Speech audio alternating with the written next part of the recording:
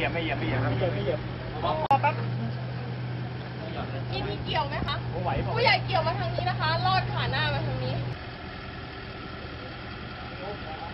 ค่อยปล่อยมานะเราเลยก่อนปล่อยโอเคได้ล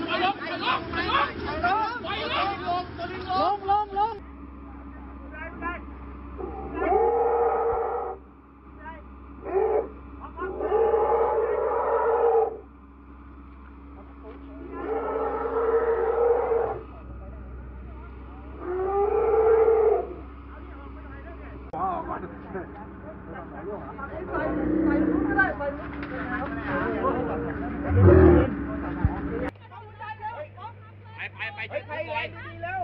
ช่วยทุบหน่อยเร็ว CPR หน่อยเร็ว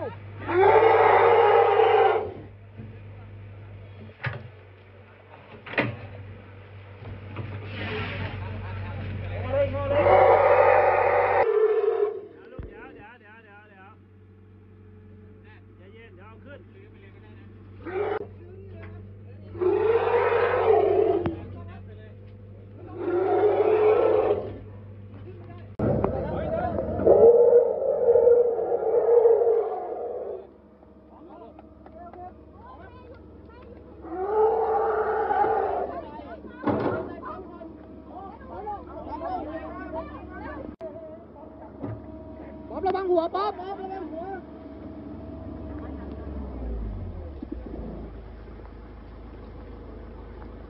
๊อบขาขวาต่ำลงหน่อย